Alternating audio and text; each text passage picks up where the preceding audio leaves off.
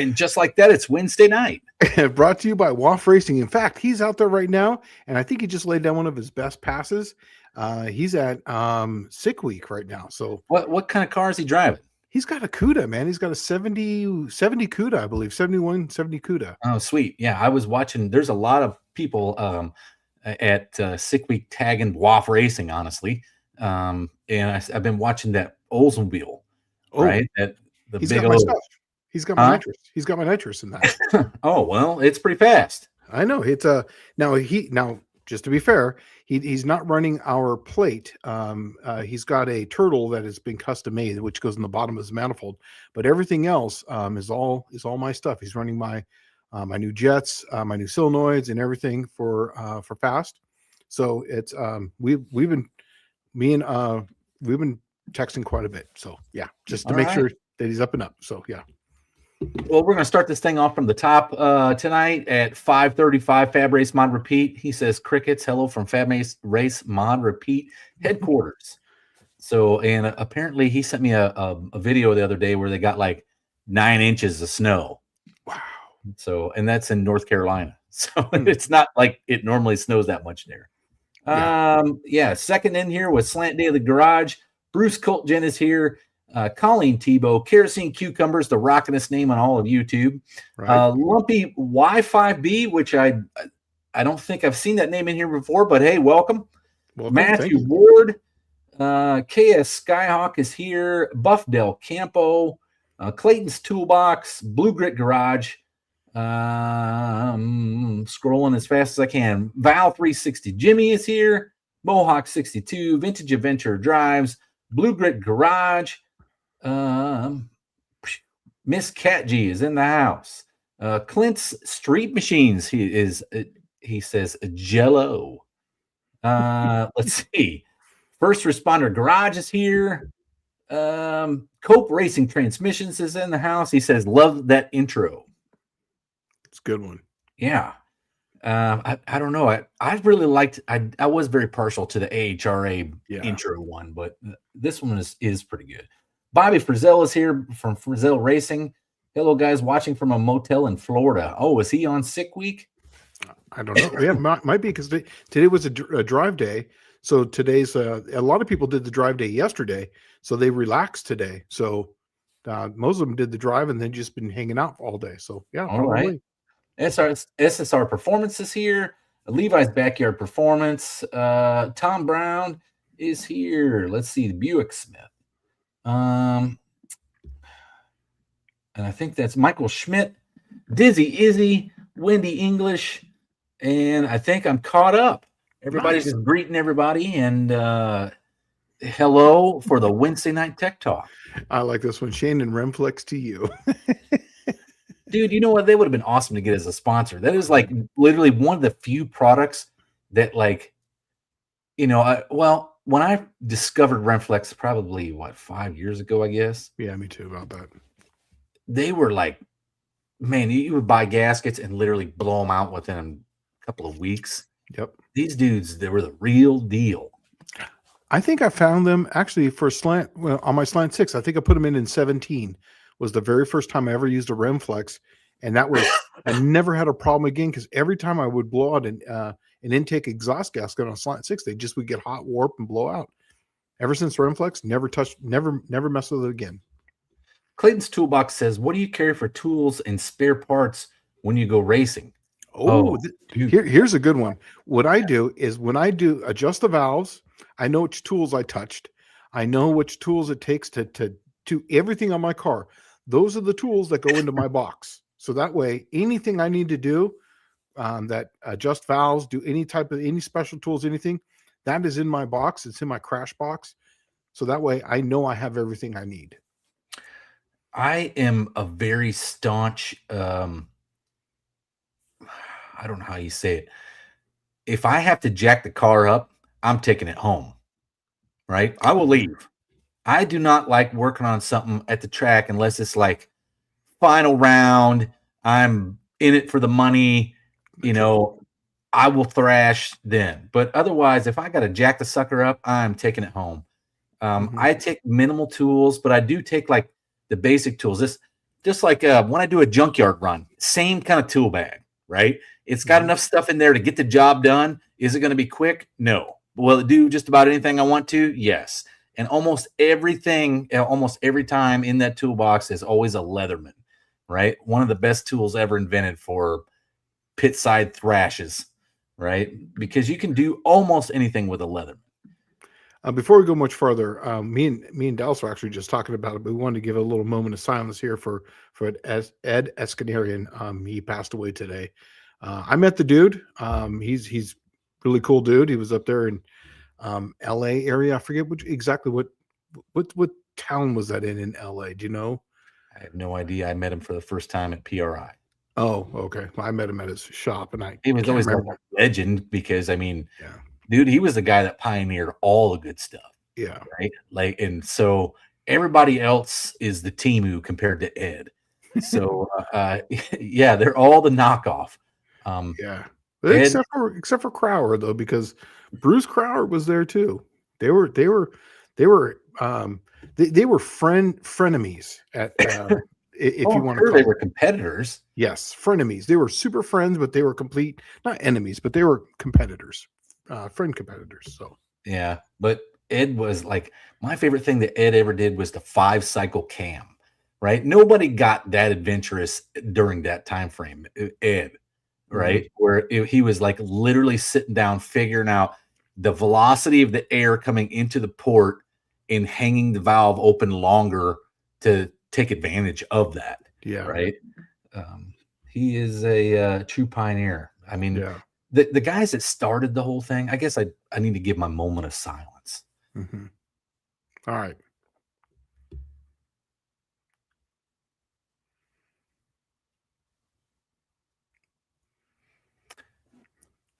Okay. I don't want to burn up the whole night, doing this, and it's kind of weird if somebody's just tuning in now, but yeah. So anyways, a moment of silence for Ed Iskandarian from Iski Cams, the cam father himself.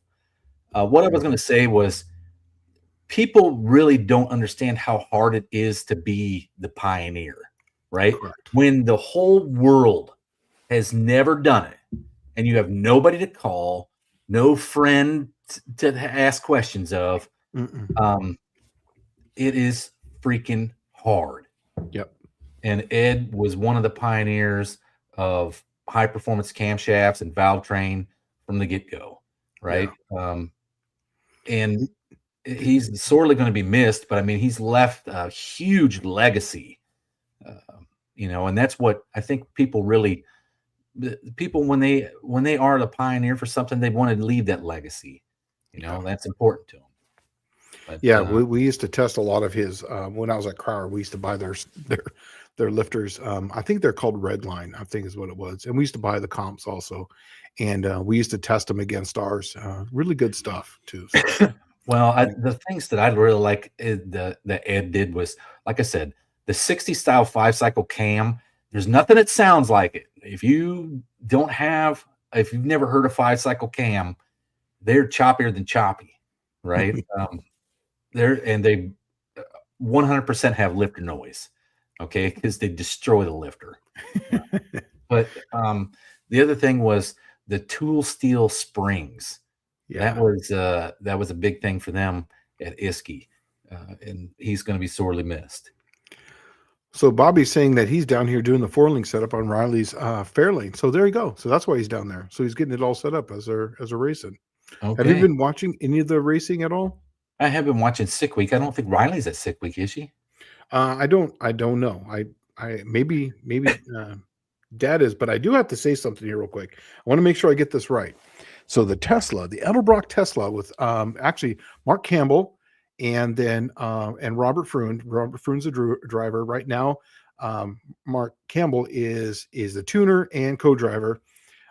They just posted an 816 at 168 miles an hour. Technically, they are the fastest Tesla in the world right now. So, okay.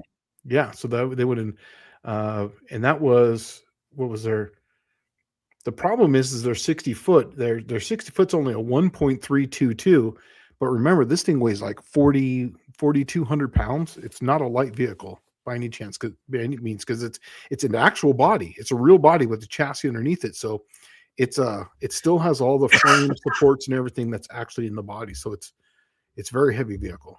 So give him a shout out. Well, Levi's Backyard Performance, just so you know, or he says, just so you know, the heifer will have complete steering this weekend. Then I can mount the front end. Then it's cage time and rear suspension. Then it's finishing touches and wiring. All right. Well, and you know what? I need to do the roll cage in my 63 Special as well. But and Dylan Levi had offered one a couple weeks ago that he's going to come down to Nashville sometime and weld up my intake manifold, and I wanted to take him up on that, but I think I'm going to do one better. Instead of just like waiting for you to come down here, I'm just going to bring it to you, and then we can sit down and weld it, and that way it doesn't screw up whatever you had planned for Nashville. Oh, yeah. So, and he's not all that far. Yeah, that's good. Dylan Levi says, so you're not into pulling engines at Dykeston? Because let me tell you, it was fun. I'm sure it was fun. And when you're 20 years old, it's fun. When you're 40-something years old, nope. No way, dude. Not anymore. It's hard enough just to adjust valves and change plugs at the track anymore. It's just like, it's not that much fun. It's really not. That's why you don't build something that's on the edge anymore. That's the reason why the Cookie Monster engine, I'm going to be selling that, and I'm going another direction, because all that work is just not is what I want to do anymore. So yeah, I don't like busting my ass at the track. I prefer to have it all done, sorted out when I show up there. Yeah. Now I don't know what's going to happen with this 63 Buick, because I might be scrambling to put the thing together while I'm at Sikeston. I don't know.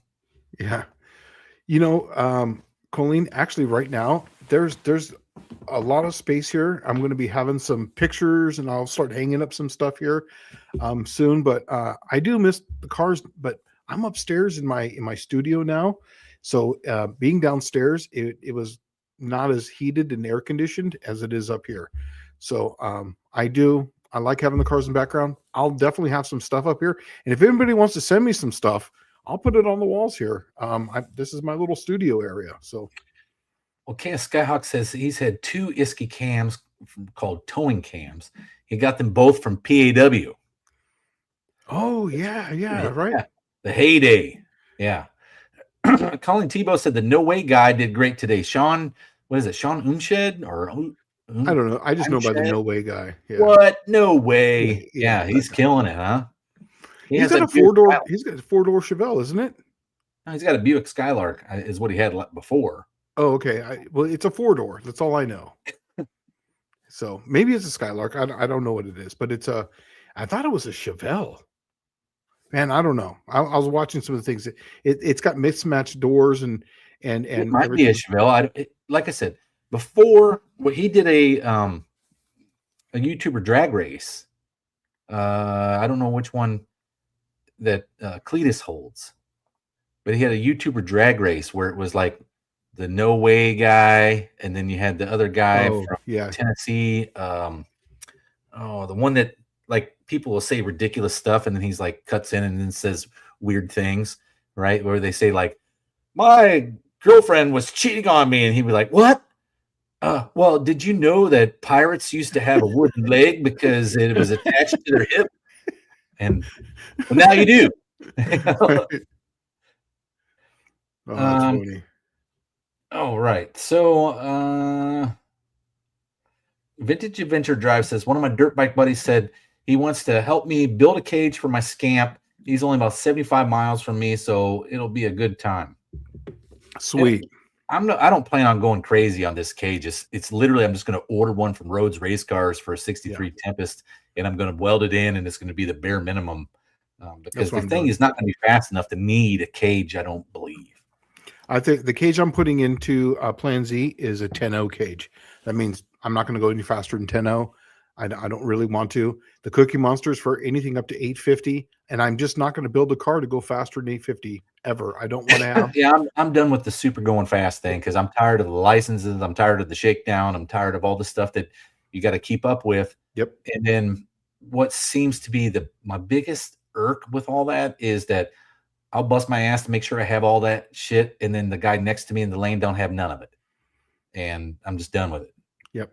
With it. I'm just gonna slow my junk down and enjoy myself. Yeah, exactly. And that's the main reason why I'm pushing so hard on Plan Z, is because it'd be nice to have a slant six that's, somewhat stockish, but with a turbo on it, a stockish style turbo, and just to see how fast can I go with stock parts. I think that would just be awesome. Dylan Levi says, Dallas, I'm able to squeeze you in most weekends, but February 19th to 22nd, I'll be in Georgia racing, but welding that up will be easy. Okay, well, don't poke fun at me. I'm telling you, it's it may be easy for you, and I'll let you handle it. You're the pro. Yeah, right. Yeah, the reason why I would rather take it to your shop is my TIG is literally marginal for the inconsistent thicknesses of this intake manifold. That's the problem. Is most of the time it's 1/8 inch, and then it's sometimes 3/16, sometimes 1/4 inch, and then the machine is maxed out at 1/4 inch. And if it gets any thicker than that, it will not weld properly. So I figured I'd bring it to you. And what on mine, because I have a Hobart 140. So what I do with that when I'm close to the 1/4 inch mark is I'll take a torch and I'll get that steel literally almost cherry red before I even start welding on it, and it seems to help it out. It does. I'm sure it would, but this is aluminum. Oh, that's right. That's right. Aluminum. Yeah, that's right. So I'd have to get it hot, and then within the 37 seconds it takes it to cool down, I'd have to have it welded. So let's see. Fabrice Mod repeats this: the cam in the first engine I ever built was an Isky. It was the first one in the Black Notch Mustang. Okay. Yeah. How much do you guys like for converter flex plate pre-tightening gap? Actually, I know this. So you want anywhere between 80 to 120 thousandths. That's ideal. It really depends on what kind of transmission you have for more than that, but that's usually, since you didn't list what transmission it was, usually the older style give it a little bit more slop. The newer ones have less slop, just because of how the pumps are and how the dogs engage.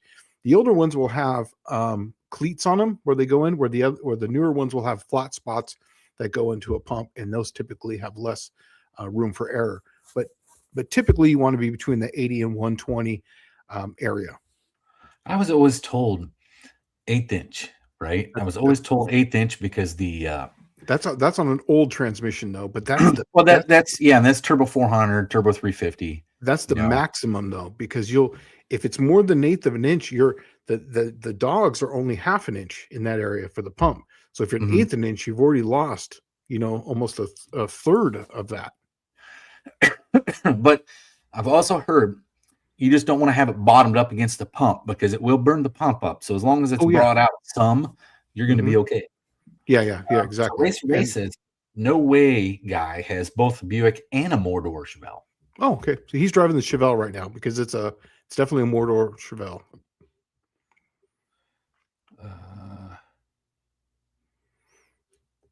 Oh yeah, it's Cruville. That's what it's called. Cruvelle. That's what it was. I remember it now. Race says slow cars are fun. Well, it depends. I mean, if it's too slow, there's not much slant six. Yeah, I mean, it runs good for a slant six, but it's still like, that when you're timing them with a sundial, not fun. Here's the fun: 13 to like, I would say even 14 to like 11, 10. That's like you could build anything in that range, and it's super fun in that range, and you don't really need to have much. What is 1140? 1140. That's the number, because that's where you got to have like the better cage, right? That's where you actually have to have the hoop. No, is it? No, not at all. Okay. Oh, for NHRA purposes, probably. Yeah. Somewhere around there, you're going to have a 6-point.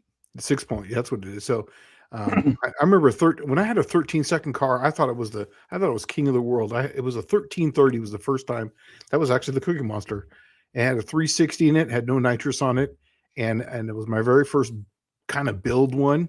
And man, it was like I was like 1330. This is awesome. That was at what was that track called? Carlsbad Raceway. Oh, yeah. I had my T-Bird went straight past 13s into the 12s. I skipped the 12s. I skipped right over the 12s. I went 1330. I went to 250 kit, and I went right. Actually, if for one run I would have skipped 12s and 11s because when I launched it, it kind of spun and then came back out of it and it went 11, 10. But then I would have skipped right over to the 10s. Well, I was what was funny was, let's see, I was probably like an E5, I guess. And I just changed to import from, well, not changed to import. I got duty stations. I changed duty stations from San Diego or from, oh my God, where's my brain today? From Japan to Pascagoula, Mississippi, right? And the day I showed up, I had just got off a deployment when I left Japan. We pulled in, I packed up my stuff, I went to Narita Airport, flew out, went to Pascagoula, Mississippi. Just my luck, I walk on board the ship, we're going on deployment. So I had done 2 deployments back to back, and there is a benefit of doing that where you're never home, so you don't like spend any money on stupid stuff, right? You don't have any opportunity to spend any money.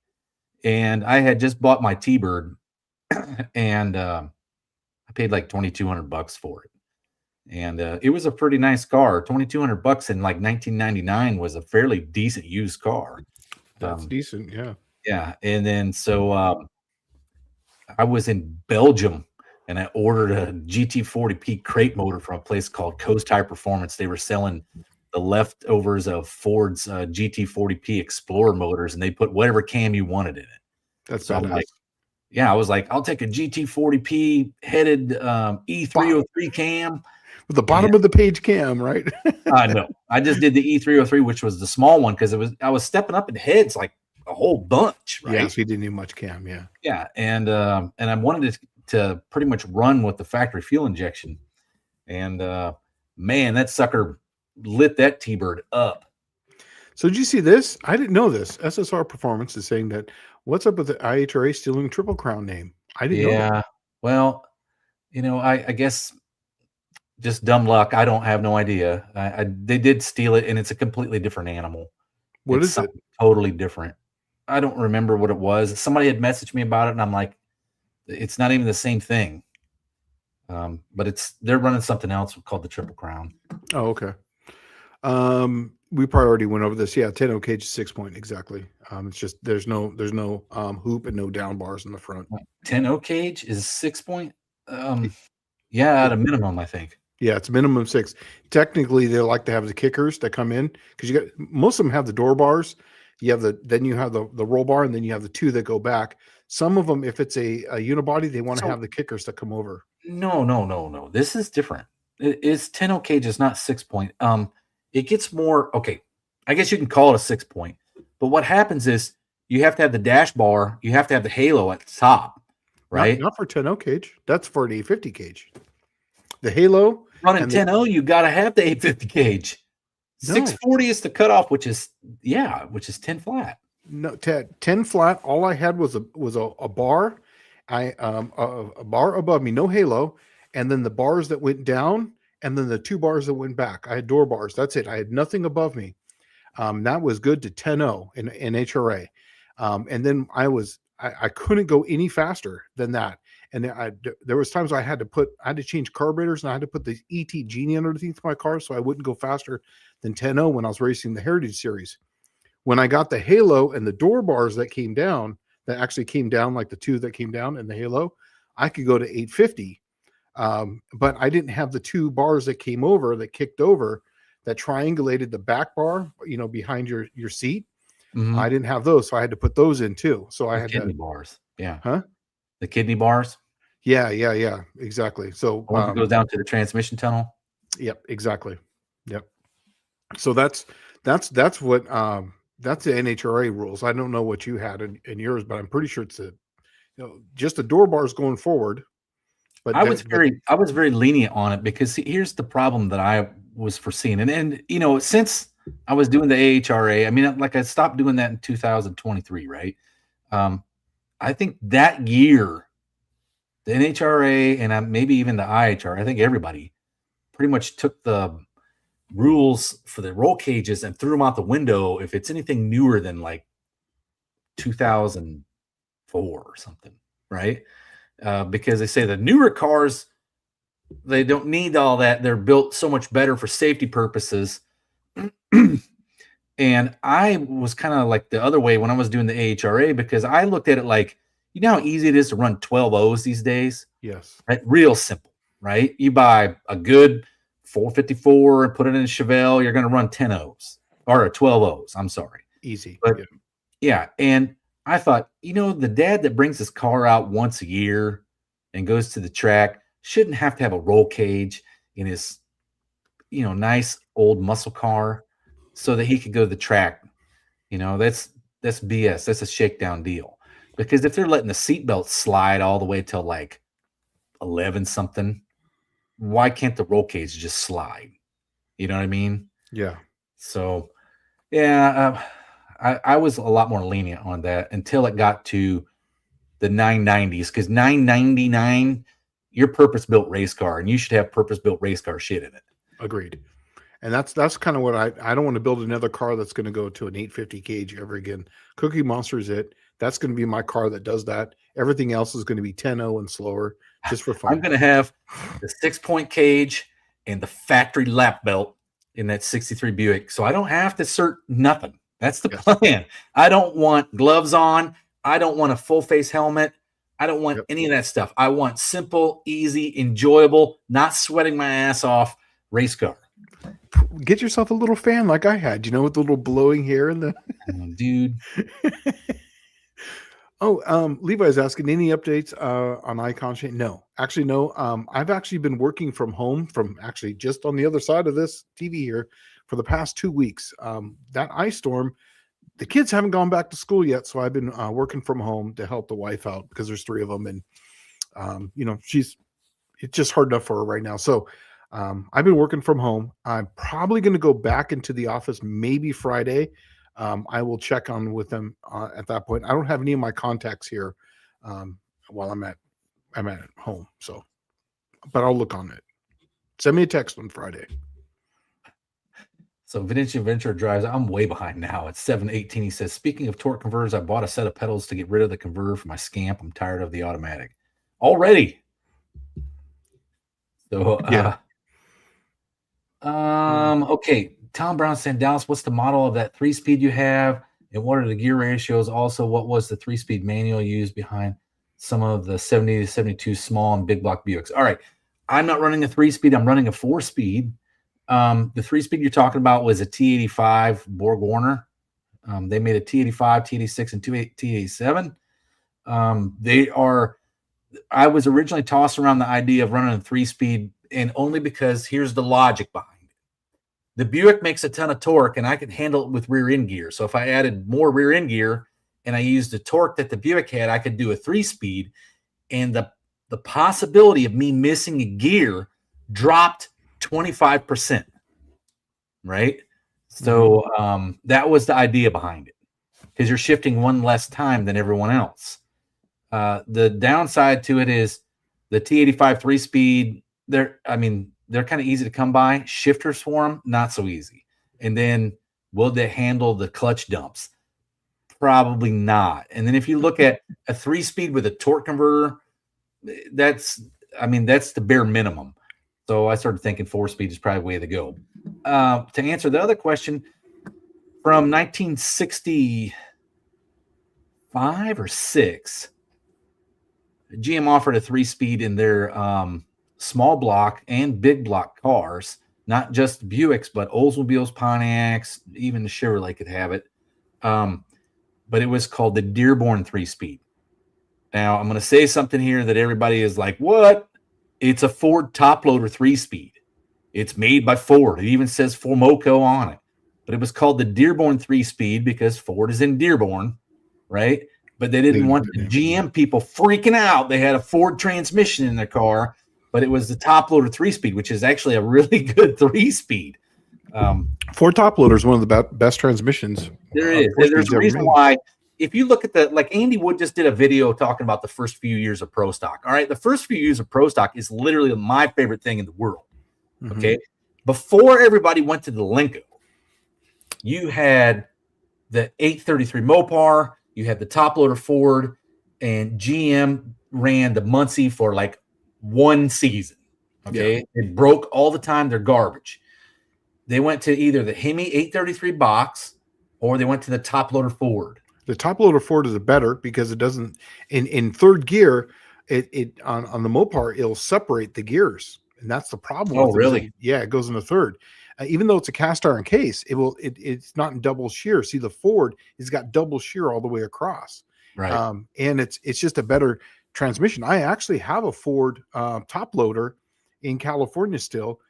It was David Freiberger's old one that I bought from him way back when, but it's the one that when they were doing roadkill, and they're like, yeah, poor man's Jericho. That's the transmission I bought from him for $300. So it's been ringed and faced. So, but it's a wide ratio. It's not a narrow ratio. That's the reason why he didn't want it. And I didn't really have any use for it. I would love to put it in a really light vehicle. So that's why I might. You needed something really light with a lot of torque. Yes, exactly. That wide ratio. Yeah. So I mean, it would be perfect for, putting in Plan Z, but I'm running what they call a Power Brute Super T10. It's like the heavy duty Super T10 that was sold over the counter with the nodular iron case and the steel mid plate and now it's going to have a cast iron tail shaft housing. Yeah. So, or nodular iron tail shaft housing out of a 69 AMX. I'm going to move forward a little bit. He goes, why is my 225 slant so slow? Well, it's actually a 170. Well, that will do it. Fab Race Model Repeat is saying 640 to 7 second makes a great 8th mile bracket car. I agree. It's fast enough to be fun and a ride last a bit. Exactly. You don't have to touch it. You don't, something like that. You build a decent engine. It's going to make, 450, 500 horse. It will literally last forever. You never have to touch it. And see, okay, so right down from that, Venture Drive says, one of the most fun cars I've driven in my Pinto. It ran about 18 seconds in the quarter, but man, it was hilarious getting it there. Went through the traps at 5,800 in third gear, had a whole extra gear. Now, here is where, okay, that is exactly why I'm building this 63 Buick as a manual car, because one, a manual is so much more fun to drive. Yes. Okay. And the skill level racing I never intended to run it in Triple Crown to begin with. The intention was to run Southeast Gas or Super Stock. But 2 years ago, that pretty much jumped the shark when they allowed them to run clutchless 4-speeds. And I just couldn't compete with that money, right? It's like you're talking for that clutchless 4-speed. It took me 4 years just to find the stuff to put a 4-speed in a Buick, let alone make it all clutchless. I just couldn't compete with that kind of cash. And so I'm like, well, I'll just throw it in Triple Crown. It'll fit in Triple Crown. And Shane and I have already talked about it. Like, I really wanted to run a Nostalgia drag slick. It's 29 inches tall and 7 inches wide, but it's not allowed in the Triple Crown. So I'm going to have to go to a different tire, and I'm going to try to run some 28 by 10s if I can fit them, or 28 by 9. I don't really want to buy them because that's not the tire I want to run. But it was originally intended for a 29 inch tall tire that's 7 inches wide. But it's going to be all right. But a 4-speed car makes it so much more fun. Just and also too, it makes it so that way the skill level is just, you're not just making 1, 2, a couple shifts and on launch. It's even, there's so much happening even in a 650 car, even in a 7.0 car, that it's just going to make it fun every single time. And that's really what I'm going to do. Well, and we talked about this. I wanted to make it fun for me. This is going to be my last race car, right? This is going to be fun for me. I don't care how the fans feel about it. I'm going to drive the shit out of it. I'm going to do dry hops and freaking big, humongous burnouts just like I normally do. But I'm going to be doing with a stick car, and it's going to be cool. But and my 68 that I got, my 68 Dart that I have downstairs, I'm building it to be a road race car. But it's going to have a TKX transmission in it. It's going to have everything. I could literally put some slicks on it because it's got the same triangulated 4-link as the Cookie Monster. I could go out and race it and be just fine. So I could go out and do whatever with it. So does anyone know if Lenco products are still available new? I don't know, but I can tell you that I see Jeffco buying them, buying used parts. I would have to say no, they're probably not available. Yeah, but I think because Jeffco, went away from Lenco, and he was one of the chief engineers. Now he's out of El Cajon area. Jeffco, he actually lived 3 streets over from me.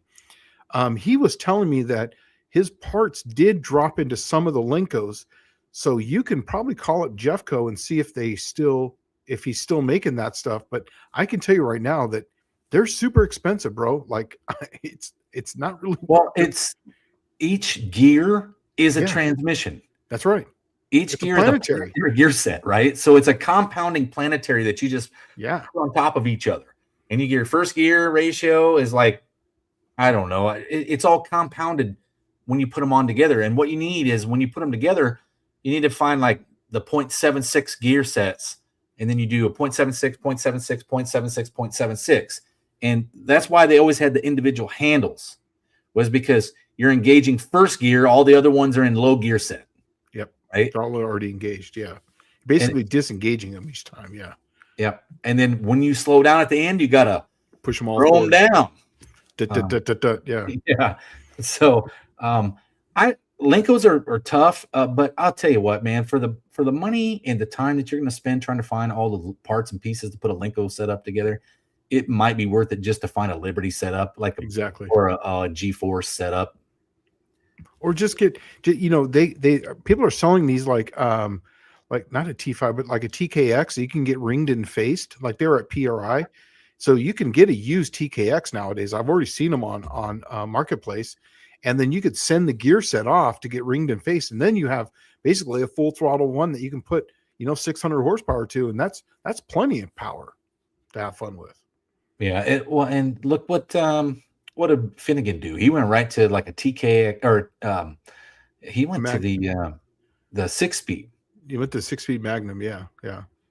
Did you see he went an 823? Did you see that? I saw the first day run. Yeah, so that was an 823. He went up there and he made, it was actually 2,000 feet below sea level. Is actually what the DA was, right? So he went up there and he went an 823. So now they're having to change the upper pulley to a bigger pulley to take some power away. And then the next day he went 850 with a 7. And he said that he felt it was fast, so he let off about a second beforehand. I saw that it ran like 150 miles an hour, but like 2/10 under the ET it ran before. Yeah. So yeah, when at 850, yeah. So I mean that's so he moved on with that, but yeah. So Shane, is comp cams 268 cams, 218, 218, 50 on a 110 a good street cam for fun? No name nationals, 3-2 Windsor. No, I would definitely get something with some exhaust split on it. You're always going to gain more power when you have a little bit more on the duration on the exhaust. If you send it to spolito@edelbrock.com, your setup, I'll send you a cam. I'll tell you which one to get, and I'll get you hooked up well with it. But that's a little small of a camshaft to be running if you're going to be running Triple Crown. I know you want something that's more street friendly, but you definitely want something with just definitely a little bit more of a split between intake and exhaust. At least, especially in a Windsor, you're going to want at least 6 or 7 numbers between the intake and the exhaust on that to help that exhaust flow. So I'm going to back it up here a little bit, Miss Cajun, and I have never understood the seeming prevalence of automatic transmissions in the United States. Having not ever been over there in the U.S., one is not sure that is true. Okay, and then if you go just 2 down from that, Vintage Adventure Drives says the folks here in the U.S. like the automatic because the newer generations don't have the skill to race a manual or even drive one for that matter. I'll set the record straight here, okay? That may be a little bit part of it, what Tanner's saying there. I don't think that's really the case because it was prevalent to have a manual in a very inexpensive car. So generally your first car as a new driver in the United States generally had a manual. That's mine. Mine was. Yeah, mine was too. The thing is, bracket racing in the 1970s was the biggest ticket in the United States. It leveled the playing field for everyone. You didn't have to have the crazy heads-up expensive budget to run and win. So automatics became a huge thing in the United States for bracket racing. And what it did is it made it very prevalent to where now the transmission everybody reaches for first is generally the Power Glide. Yeah, and that's what I have. Which is 2-speed because it only, and think of it, you think 2-speed power glide. I had one of them shit boxes before. Yeah, they're a shit box in a 1969 Chevy Impala with a 283. Mm-hmm. But when you got, let's say, 700 foot-pounds of torque and you only got to shift one time, exactly, it'll make that car super consistent and fast for bracket racing. And you'll never knock the tires off. You'll never. Manual has made a comeback, like through really what it has come back from is when the classes like Shane and I were running, it was a true heads up class, right? Mm-hmm. The 10.5 inch, the 10.5 inch tire cars out in the Southwest. Yeah. Those things, the 4-speed came back when it was less expensive to run a 4-speed and make that. You didn't have to be consistent. You just had to beat the other guy. Right. Mm-hmm. So that was the problem with bracket racing is everything had to be super consistent, and consistency and 4-speed cannot be used in the same sentence. They're just terrible at the drag strip. When guys talk about the ducks, which is the shooting the ducks, the first ones out in the first round ducks, yeah, 4-speed bracket racers. Yeah. But I bracket raced my Volkswagen Bug for a long time. I did. And I was actually really good at it. That's what I was running at Carlsbad was in the brackets because I wasn't fast enough to run heads up with anyone.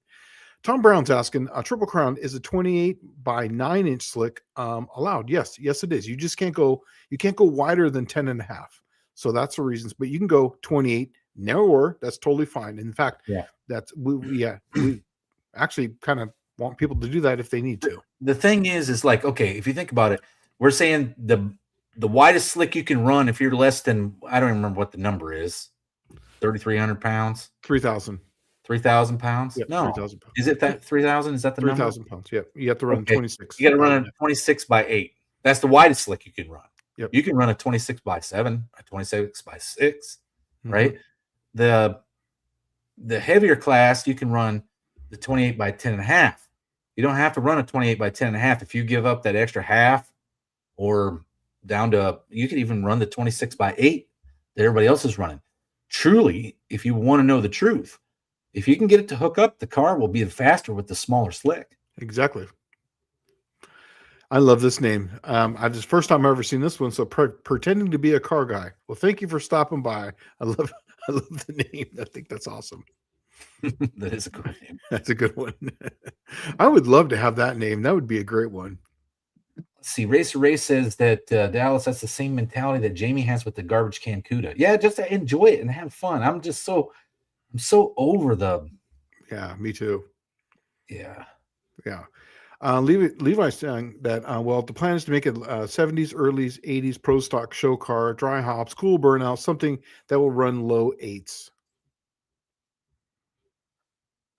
I'm not sure if he's talking about low 8s in the. That's fast. The quarter mile. Or late 70s, early 80s pro stock show car. Dry hops, cool burnouts, and something that will run low 8s. In the quarter. He's probably talking about the quarter, yeah. Yeah. He's talking about a pro stock show car. Yeah. Man, I tell you what. That's a lot, dude. You're asking for a really pain in the wallet on that one. Those cars were not show cars by any means when they were new. No, they were beat to crap. Yeah, and it was like if you ever walked up and saw a pro stock car from that generation up close, the fiberglass is all chipped up and damaged and cracked and like glued back together. Yeah. They were not. A show car would be just. Show car by itself is expensive. Yeah, but to make it a race car, the show car, there's only been one person I know that pulled that off was Greg Curtis. Remember that Greg Camaro was just like flawless. Flawless. He even used to tape the sides so that way he wouldn't chip the paint when he did his burnouts. But that was the only person I could ever see that pulled it off. And man, was he was always stressing on that car. Duxter, he has popped in here, right? He says those Kill Duff lever shifters sure do look cool as frick, don't they? They do look cool, and they used to define. That was when the Pro Street era was big. If you had a Lenko in a Pro Street, you were there. You made it. Oh, he must know some people in here because he's saying Colleen, Todd, everyone. So awesome. Glad you're here. Let's see. Fabrice Mod Repeat says, I want to put a Sadev sequential behind one of my cleavers in a 66 to 69 Fairlane chassis and take it corner carving. I don't know what a Sadev sequential is. Is that like a road racing gearbox? Which one? Where Fabrice Mod Repeat at 739 says, I want to put a Sadev sequential. I don't know. I know what sequential is, but I don't know what Sadev is. I just can't find it. Oh, right here. I don't know. Huh. And then pretending to be a car guy says, I have a manual in an inexpensive car. That's how we all were. And Yeah. Unfortunately, the S10, I think, got the biggest S10s, Rangers, Mazda B2300s or 2200s or whatever they were. Chevy Loves. What was all the stuff like the rear wheel drive? Man, those things got abused. Oh my God. I'm surprised the transmissions are still around. We used to abuse speed shift. That's where I learned how to speed shift, was in my 95 S10. Just hold it to the wood and grab the next gear, right?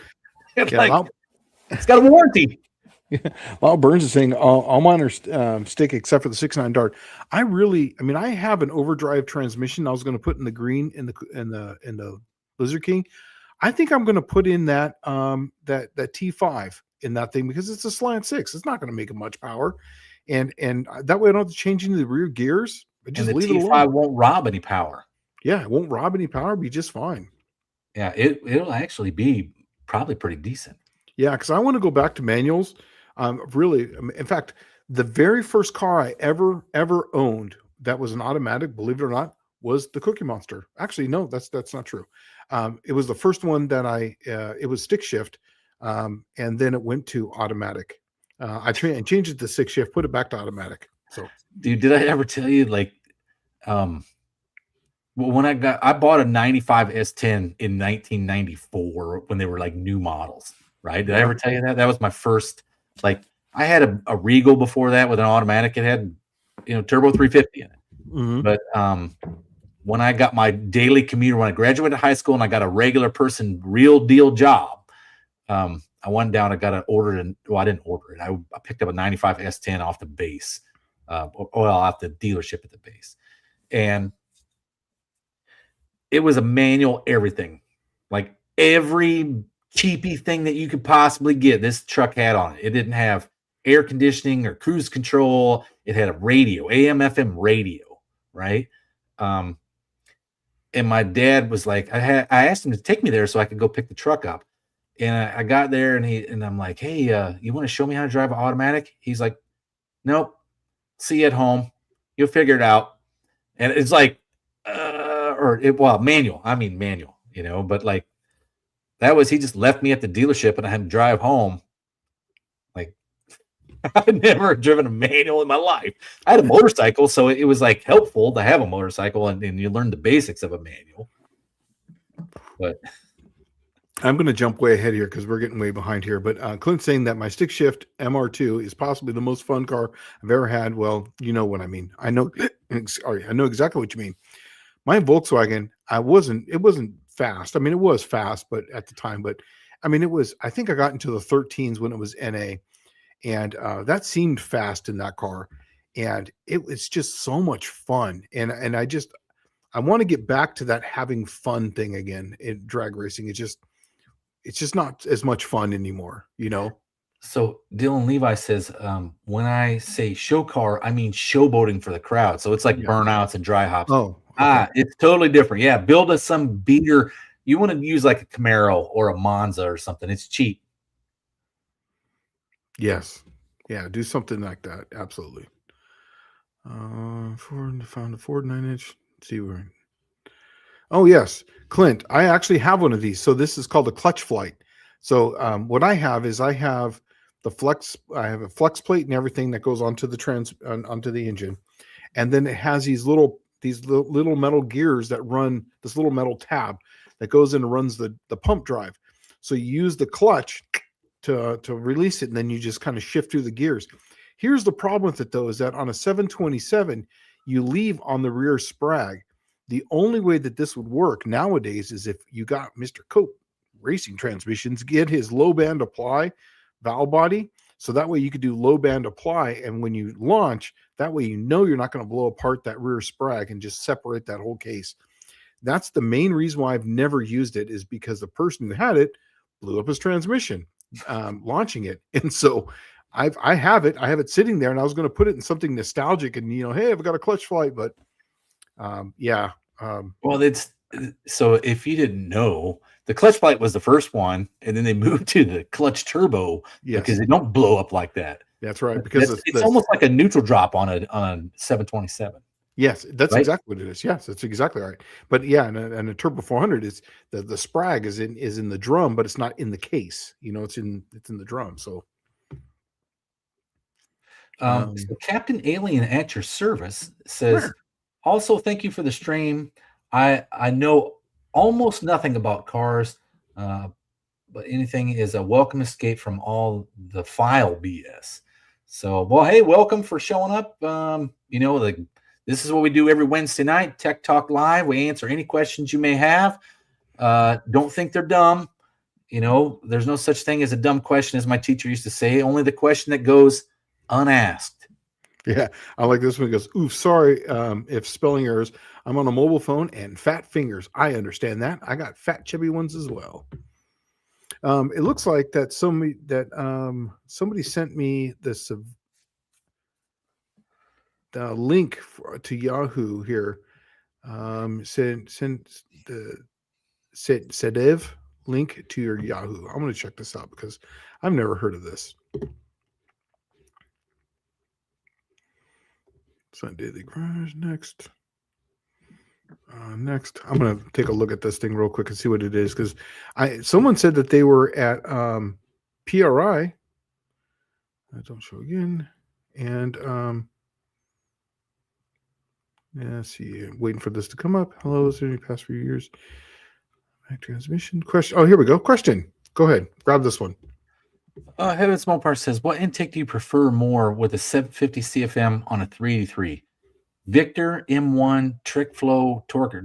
Man, I have no experience with these, but I'm going to tell you right now that based on this, if you're running a 750 CFM carburetor and these are pretty much probably all single planes. That's what it looks like. One, if you're using it on the street, I would never use a single plane intake manifold on the street. They don't make for a good street driver unless the thing's it is marginally streetable, right? Like it's got some compression. It's got some good heads. It's got a pretty thick cam in it. A 750 CFM double pumper, I would say, is probably a little bit too small to run performance-wise on that 383. I'd look for something around 800 CFM. But if you're running it on the street, man, I'm telling you, I would probably run a Edelbrock Performer RPM intake manifold. Yeah, I would too. If you're not going to go over anything beyond the 6,500 RPM with it, run the RPM. If you're going to run anything with that, then I'd run the Victor. But I'm telling you, the Performer RPM for everything else except for the very top end is going to make more power under the curve for everything. So I would that's where I would go personally. So I looked this thing up here. I know exactly what these transmissions are. Remember the old these are the ones that are like it's a transaxle. So it's a transmission with the rear end put onto it. Remember the old it starts with remember the kind of, what do they look like?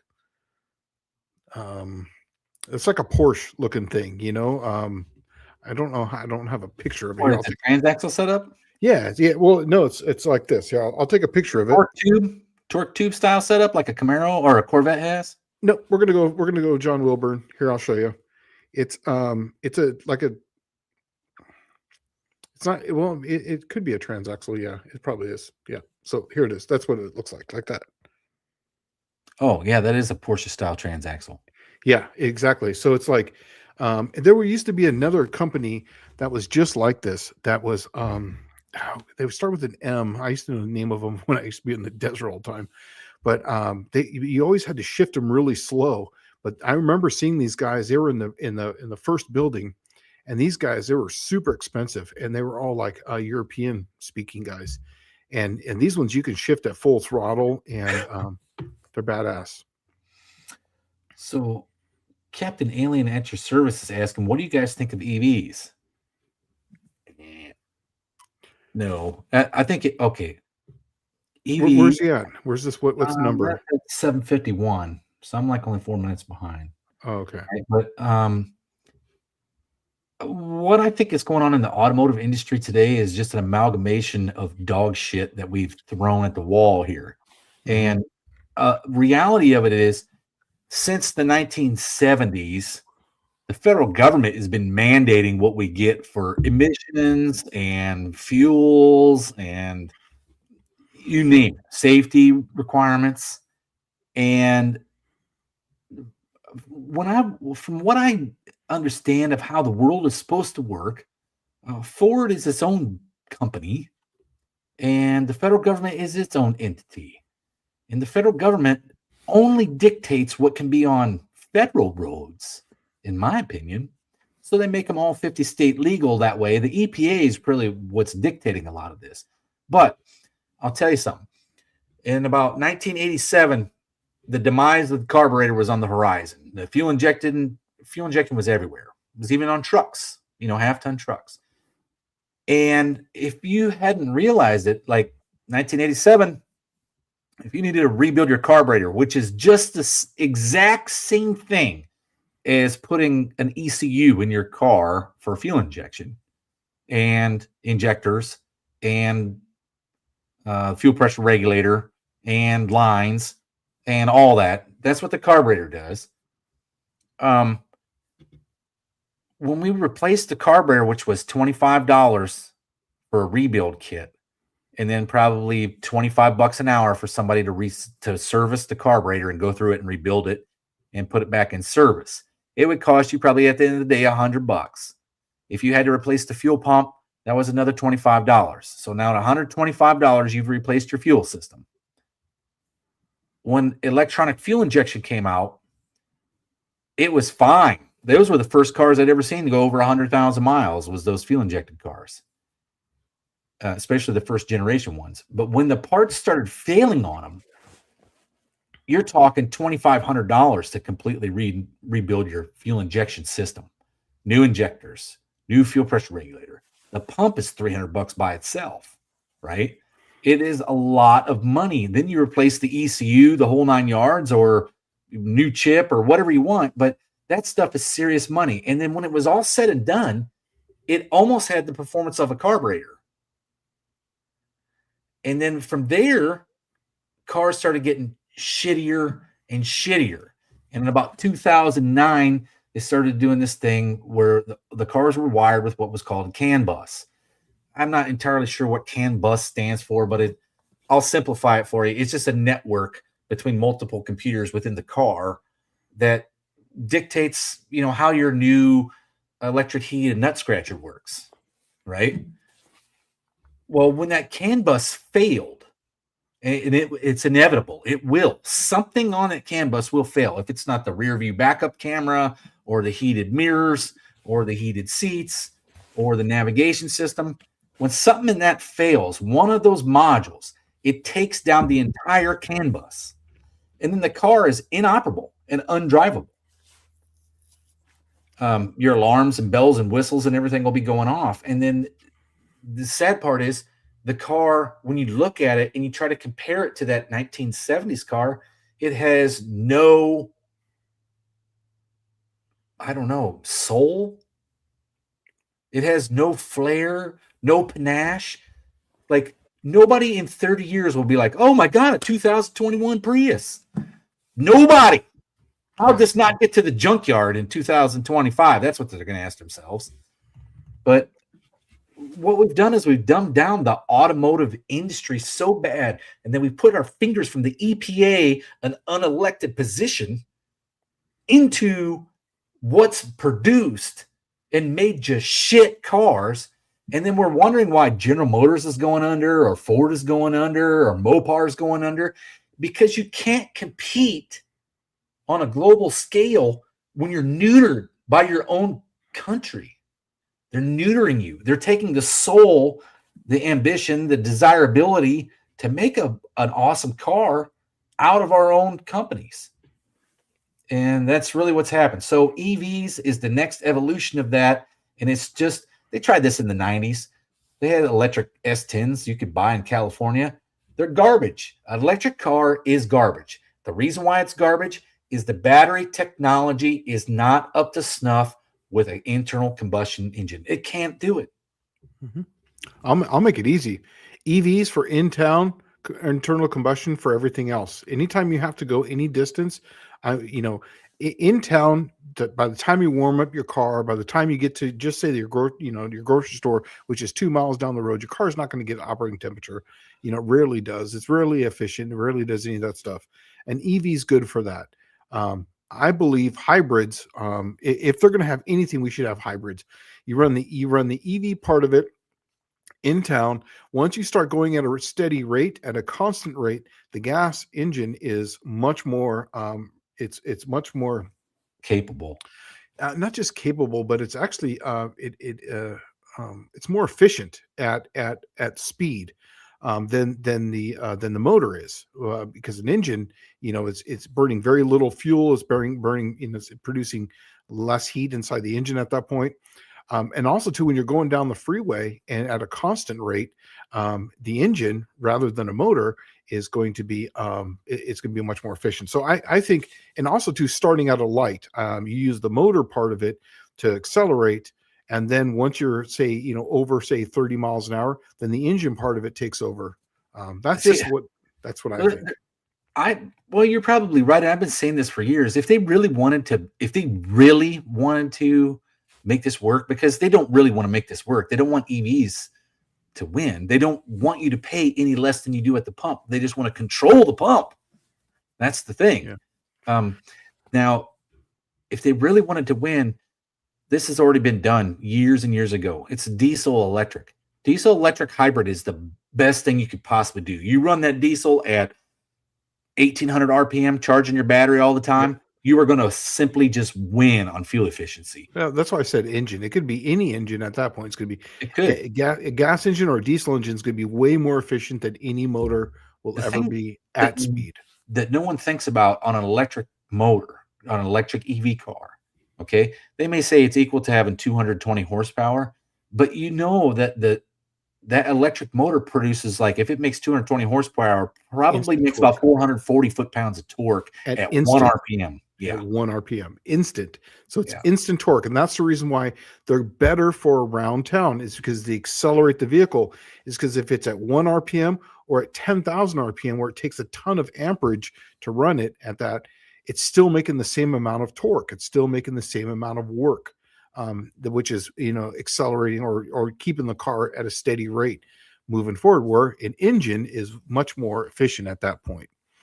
Well, Ron Ward says, "Hey folks, quick tech question: is Crown Royal a proper drink for welding in a trunk floor in a '69 Dodge Super Bee?" Yes, I'm gonna say yes. Yes, 100% yes. I like the Crown Royal Apple personally. Get that when I used to have it. I used to love that, and I would just drink it straight at that point. And a Sprite. Oh, that's right. Crown Royal Apple and a Sprite as a chaser was amazing. Dude, I'll tell you one that's like, I can't drink it, because when I do, I'm like literally on the rooftop peeing on police officers. All right. Gin and vanilla Coke. Oh, okay. It is like absolutely killer. That's why you end up meeting the police, because it sneaks up on you and absolutely gut punches you. Here's one that I learned this from a few of my Mexican buddies when I used to go down to Baja. Take a Corona and then add a shot of amaretto. Really? And you know what it tastes like? Huh? Dr. Pepper. No way. A Corona? Dude. No way. Yes, it does. Take a Corona, just a Corona, and you pour it into a glass, and then you take a shot of amaretto and pour it in there. It literally tastes like Dr. Pepper. Yeah. Huh. So Michael Schmidt says, Dallas, on your Buick, why are you selecting slicks versus radials? Well, it's a nostalgic. I wanted to it's a nostalgic drag car. I want it to look like it was a barn find drag car that my grandpa put together in 1963, and I went and picked it up.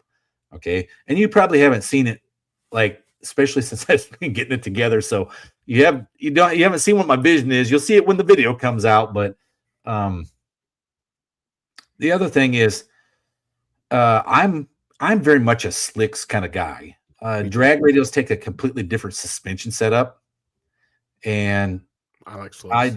I don't have the money for it. Yeah, I like the slicks. Slicks are something. Dylan Levi's asking, what's the secret to getting a manual transmission to last while doing dry hops and crazy burnouts and hard launches? And I mean hard. Dude, get a clutch that slips a little bit. It used to be what it was called sintered iron. Yes. But it's a slipper clutch. Mm-hmm. And when the clutch actually slips, it takes all that shock out of the drivetrain. Exactly. And a little bit of slip helps it get out of the hole, and it's actually quicker. It works like a torque converter, technically. Yeah. Ron's saying right here, he says, San Diego Garage, on the subject of fun to drive, yet efficient and reliable cars, what's your opinion on 2.2 Mopar front-wheel drive vehicles? Dude, I loved it. I'm telling you, I had a Neon, but I think it was a 2.4. It wasn't that one. But my friend had a K car, and it was the Plymouth version, Sun something or other. Sundance, that's what it was. Yes, it was a Sundance, and it had a transverse mounted 904 in it, right? I forget the number for it, but we got the low ratio gears for it, and man, that thing was actually rather fast, and we drove the piss out of that car. And it never failed us. And I remember one time, one of his friends bought another one, broke it. We went to the wrecking yard and pulled the whole front subframe out of a van because they're all interchangeable, literally. So it doesn't matter if it's a van, a Sundance, or whatever it was of that era. You take the whole front end out, and then you could put it right into another car. And so you got a whole new engine, transmission, and everything out of a van. So Dylan Levi said 753. I need to catch up. What's your estimate of horsepower that the 70s Pro Stock guys had? And it's 70s is broad, man. They're okay. When they first started, they were running 960s in the quarter mile. They're about as fast as my T-Bird was. So about 650, 700 horse. That's early 70s. Late 70s are probably making a little over 1,000. Yes. Yeah. So that's a broad thing. I mean, it depends what year of car you get and what you're actually shooting for. But if I was you and you wanted to do cheap pro stock, like affordable pro stock for the regular guy, but still have all that fun like that you're saying, the easiest thing to do, like one, they weren't running 8s in the early 70s. Okay. It wasn't until the Lenco came in. Before the Lenco came in, you had Ronnie Socks was about pretty much going to win anything he showed up at because the dude could shift. He could drive. When the Lenco came in, everybody was Ronnie Socks. Yeah. And it was over for Ronnie Socks, right? Yeah. But it leveled the playing field. Then what happened is the big cubic inch stroker motors came in, and guys were doing gonzo retarded. Back then was like 520 cubic inch stroker motors and stuff. And then the NHRA limited it to 500 cubic inch. The AHRA went a different direction, and they allowed small blocks, but you could run nitrous. And then they ran big blocks up to 821 cubes, I think. I see that Andrew Nelson's in here. Actually, he was just texting me. He says that the VK56 in the future went 153.65 miles per hour at sick week, off the throttle for over a second. Think about that. He says that right now they are through day 2 of racing at Bradenton tomorrow, spinning from 5 feet off the line, put a sway bar off the marketplace on the hotel parking lot. So they're putting a sway bar on it right now in the parking lot. So awesome. So it looks like they're doing good. So awesome. So at least they're ahead right now because they're on it watching right now. In fact, a lot of people on sick week did today's day drive. They did it last night. Right. Because today was all drive day.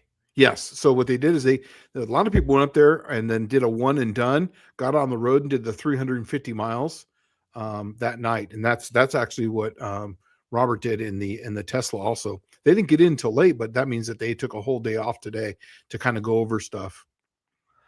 So, Captain Alien Answer Service is asking about whatever happened to the guy making biodiesel, the untimely accident using plastics. It no, he's making fuel. I think it's gasoline. Um, he disappeared for a little while and he's back again. I saw him just the other day, so he's back again. I don't think he's had an untimely accident yet. I'm with Ron on this one. The glory years of Pro Stock were from 70 to 76 and from 87 to 94. I completely agree with you. I think that's, and obviously I wasn't around in 70, 76. But I did watch the 87 to 94 ones, and I've watched the 70, 76 on YouTube for like the early ones. But I agree with you. I think those are some of the best ones. Oh man, I think we finally caught up. Okay, so here's this one. That's my favorite part of Pro Stock though, is 70 to 76. It's actually, you see, it started before that with like UDRA and AHRA. They had like Heads Up Super Stock, and I can't remember what the other one was, Ultra Stock. And they were from like 67, 68 all the way to 70. So it wasn't until 1970s when it became Pro Stock for the NHRA. Like we came up with an idea. We're going to run all these cars that you can have. It's got to be a super stock with a fiberglass hood and trunk lid.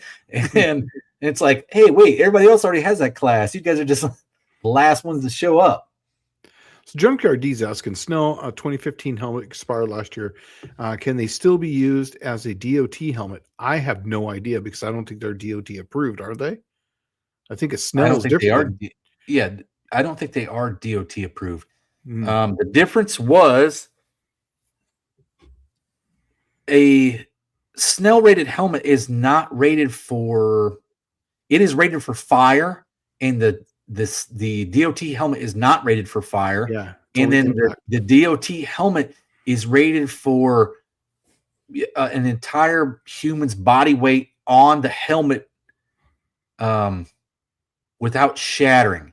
And a Snell rated helmet is not an entire human's body weight, because you got to think of it. It's like worst case scenario, someone falling off of a motorcycle on their head, right? And it's rated for like, I want to say like 70 or 80 miles an hour. You could fall off the motorcycle directly on your head. Now, I mean, you may break your neck, but your head will still be intact. The Snell rated helmet is not meant for that kind of impact. Yeah. Yeah. And also too, I think that the DOT is designed for one, and it's literally designed to hit and fall apart. You know, it's designed to absorb energy, and you know, and the shell will fracture, so you can tell if it's got a dent in it. So if you're driving down the road and you see a spider web on it, it's no good. Yeah. Mostly all parts. Ron Ward says TBI was the best EFI as far as serviceability and simplicity as is concerned. You can repair it with a paper clip. It is literally what they used to call the electronic carburetor. That's what it is. Yeah. So yeah, so he's saying right here, Snell's rated helmet is rated for a smaller surface impact. There you go. Yeah. Dakota's Timeout says, when I went to the No Name National, there wasn't a police on patrol. We just used a motorcycle helmet. Well, up to a certain speed, though. Remember, that's just the helmet. It's anything. Yeah. Deke is the helmet police. Yeah. Make sure you have a helmet and it's capable of what your car is capable of running. You know, so if your car is fairly slow, you can run a motorcycle helmet if they're not concerned about fire, right? So, yeah. Oh, Colleen sent me a 40-second clip here of the Tesla.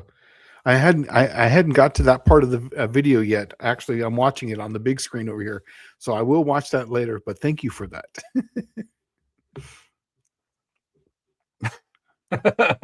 Barkley is in the house and he says carbureted or 12 valve, nothing in between for me. He said, "What's up, fellas? Good evening. I was today years old when I found out how to get this show on my TV so my blind ass can see it." Right, dude. I'm telling you. I was just telling Dallas that I got a new laptop, right? It's an updated model, and there's actually a function key now that I can turn it on, and It makes it so that way I can see the words and I can actually read it without squinting and stuttering and reading the wrong words. It's actually big enough now I can read it. So yes, I'm today years old also to where I can actually see the screen. Let's see. Ron Ward says life as we know it as DIY died when Tuneport injection appeared. Yes. I got fuel injection on my race car. I really thought that was kind of the way to go for a bracket car. And I originally was going to put a Power Glide in my T-Bird. So I was going to have a fuel injected bracket car with a Power Glide. I was shooting for that consistency, and then I realized when the fuel pumps kept going bad and I was paying $560 a piece for them. I was like, man, you know what? The days of the carburetor, because there's guys running faster than me still running carburetors, it's like the carburetor is the best.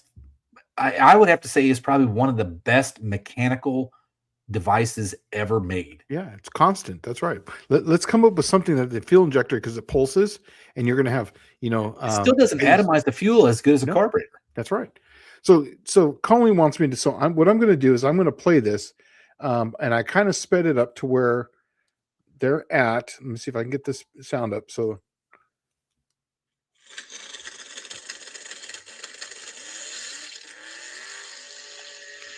oh, he spun out of the hole. Yeah, that's not the one. That's the one.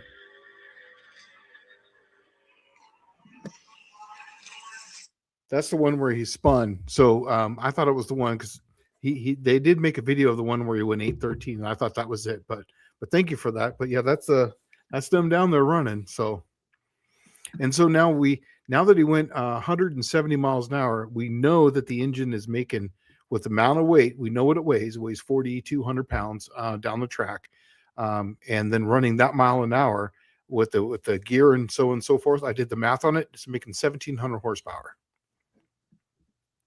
which is pretty good.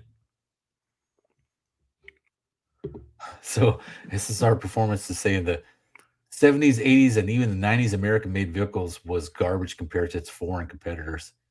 I agree. That's how everybody ended up in a Honda. It was like in the 80s, the Honda came out. I remember seeing those shit boxes. Oh my God, they were so anemic. We would laugh at them going up a hill. Like there'd be a family piled in a Honda, and it's like they're driving up a hill, and you're like, just fly right by them, yes. Right? And then here they come past you, like you'd stop, you'd get gas, get back on the road, you pass them again. Like, oh crap, there's the same car. You pull in, get some more gas, come out. There's the same Honda. You pass it a third time. Yep. But they passed you while you were stopping getting gas. And the drivetrains were cool on the American cars. I think that they had the simplicity of the American V8 engines worked out to where they were almost like, clockwork. There's indestructible. But the bodies, the interior, the fitment, the plasticness, it just got worse and worse and worse and worse. Yeah. I've been working on my diesel truck, just trying to, I bought it. I wasn't going to do anything to it. But I'm telling you that the best thing I ever did to this, I've been raving about this. I've been telling Dallas all this. I put in a fast fuel system on it. I'm averaging now, when I first bought the truck, it would barely get 16 to 17 miles of the gallon. And then I tried to take it back and said, there's something wrong with this. He said, no, after 60,000 miles, how long it takes to break in. After 60,000, it was getting about 22, 23 miles to the gallon. Then they changed the fuel in like 2007, 2008. They took all the sulfur out of it. And then the truck was down to like, say, 19 miles of the gallon, 20. With the fast system and the cheap fuel now, I'm back up to 24 miles per gallon. 24 miles per gallon at 70 miles an hour. Now, it still has the same problem. If I do 75, it drops down, way down. But at 70 miles an hour, because of the 410 gear, it will get 24 miles of the gallon now. So it's right back to where it was when it was, in 2007, 2006, before they took all that sulfur out of it. Just reading up on, I'm way behind, dude. Yeah, that's why I jumped ahead. I don't know where you're at. Well, I'm way back here. I'm reading some of these. SSR Performance says in a million years, someone will dig up a 93 Toyota Camry that still runs and drives next to a Nokia brick phone. Right. As it rings. Right. Hello, Moto. I like this one right here.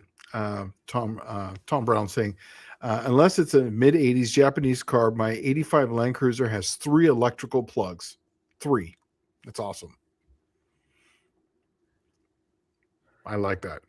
Yeah, that's where I'm at too.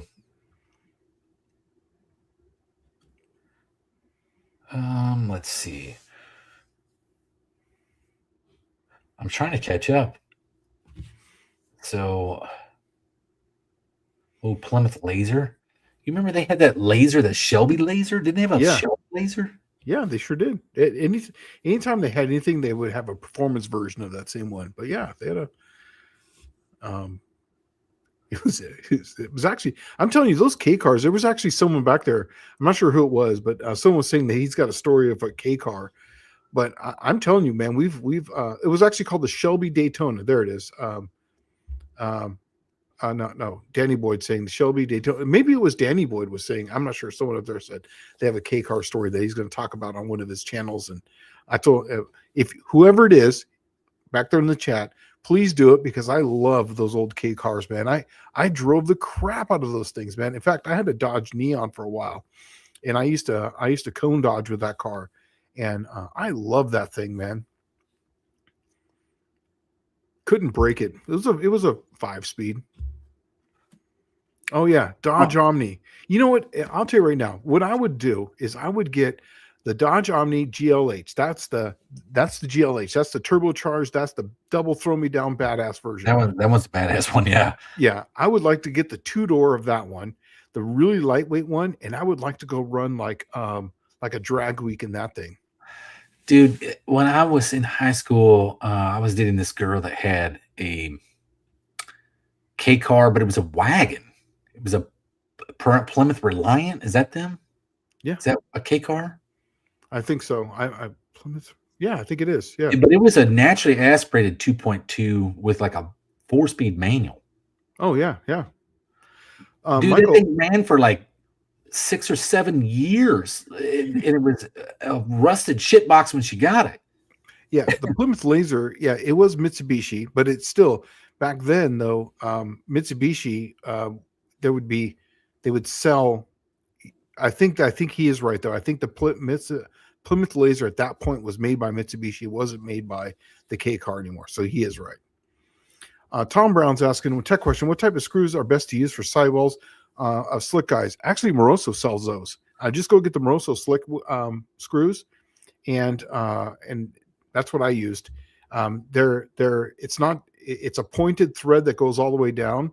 And what I did is don't look at the instructions. They tell you to make it a certain hole, so that way when you thread it in, it'll grab onto the aluminum. You don't want that because then it pushes in on the rubber, and then before it grabs the rubber, and when you try to tighten it, it'll break the head off, and it will always leak air there. So what I do is I drill them out a little larger, so that way it goes into the hole without grabbing anything, and that way you're only grabbing into the rubber and pulling it in, and that way it doesn't leak. Just a heads up. So I got a tech tip for this. This is the $1 million tech tip for this, because I went to no tubes. Like me too. Yeah. In 2013 or 14, I went to no tubes, and I had to figure this out because nobody else had figured it out. They were all running beadlocks and expensive stuff, and I didn't have the money for that. So anyway, when you're doing this, just like he said, where they tell you on the package, Moroso sells the screws, and it says, and they're like, I want to say they call them wheel screws or wheel screws or something like that. Yeah. But they're like a gold color, right? Yep. Mm-hmm. Okay. And it tells you drill like let's say 3/32. I know that's not the right number. Yeah, like 109 thousandths, whatever it is. Yeah, it's some goofy number that they tell you to drill it at. And if you drill it, you're going to break the screw every single time you go to put it in. Make it bigger. Well, here's what I did on mine. And I had to learn this because I broke the screw the first time, and I ended up getting it out. Thank God. Because it's like you ruined the wheel with a broken off screw in there. Because you can't take the tire off. It's screwed to the wheel. That's right. You got to destroy the tire to get it off. So the answer is You go 1/64th drill size up, Mhm. because you got to remember you're screwing the wheel to the tire, right? You're not trying to interlock the two, like essentially to become one. You're screwing the wheel to the tire, So it doesn't move, doesn't right? twist. And so, what I did was you drill your hole 1/64th bigger. You use one of those screws and you tap all the holes all the way Yep. around. Don't even put one in and then just go to the next.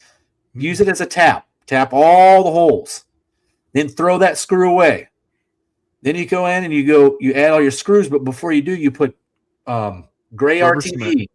Yeah, gray RTV on the screw and stick it down in the hole, because it will go into the tire, but the RTV will seal it. Yeah. And they won't really go flat. I mean, they'll stay aired up for 6-8 months. Yeah, that's exactly what I did. I drilled a bigger, and then I was actually using like a rubber cement, and then I went to like a right stuff, the black stuff, and then I put it in there. But yeah, when you screw it into the tire, you'll feel it bite, and just watch the bead. You'll see it kind of poke into it, and then you'll see it just kind of pull in. As soon as it pulls in, stop. You're not trying to, torque it down, whatnot, but exactly. If you try to thread those things through that aluminum, it will 100% break. And I did this exact same thing. And I'm like, on the very first one. So if you look at the Cookie Monster, they tell you to put 8 on each one, right? Mine has got 6, I think, or maybe they tell you to put 10. I've got 2 less because I couldn't have any more because I broke it. So I drilled the holes out in a different line. And then so that way there was only going to be X amount, but I'm with him on this, is that get it started and then screw them in, and don't pull one tight, even the same amount of pull all the way around, so that way it doesn't make it off, and then take it down and get it balanced after that. And then it'll be just fine. I don't even balance them. You don't? I balance mine. Oh yeah. No, I don't balance them. I have them road balanced. I started balancing once I went over like 130 miles an hour, or once I got over 120, I would feel the vibration. And then the people here, they have a road. They'll apply like 20,000 pounds of force, whatever it is, or 10,000 pounds, and it usually will seat the wheel. And then I'll leave them aired up to 30 pounds for 2 weeks or a week or so. I take them down. They do that, and then they ride just dead smooth on the way down track. You're not getting crazy. I've never balanced. I just did the balancing bead trick where you just put the balancing beads in there and done. Oh, you done that? Yeah, I didn't. I've done that. I've also done it with the bubble. I've done that too. But the bubble balancers, I used to do that all the time. My dad had one of those from the gas station. But yeah. So here's one for you. Tom Brown says, Dallas, do we need to use lug nuts with caps or tips so that it's able to see the depth of the threads on the lug nuts? Well, that would be ideal, but that's not always the case. You can take one off usually. Yeah, usually what'll happen is Deke will just have you pull one so you can see how long the threads are engaged into the lug nut, and then that's that. Mm-hmm. But my Buick, like, you can't buy the Krager. Did you know you can't buy the Krager lug nuts anymore? No, really? Yeah, you cannot buy Krager lug nuts. So I ended up having to buy some other lug nuts that are open. So I remember that dickhead down in Verona that always be like, "Oh, you got that weld wheel? I need to see those studs coming out of the lug nut." And I'm like, dude, that lug nut's 3.5 inches long. It's this long, dude. And I told him, I was like, look, I can make them weaker. I can literally take them, and I'll take 1/2 inch off the top of this, so that we'll have 1/2 inch sticking out. But 3.5 inch lug is the longest lug I can find, and that thing is 3 inches long. So I can take 1/2 inch off of it. It'll make it weaker, and it'll fit your rules, but it's a weld wheel. But the thing is that you could see the lug nut in there, or the lug in there. It's just flush. It was recessed. It wasn't past the lug nut, right? Yeah, mine was like, oh, it's got to go past the lug nut, and I'm like, dude, you realize that lug is 3.5 inches long.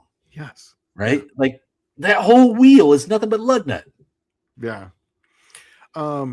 Racer's asking, tire screws on both inside and outside of the bead. I just put them on the outside. Some people put them on inside and outside. I've noticed that you only need them really on one side because it's not going to twist.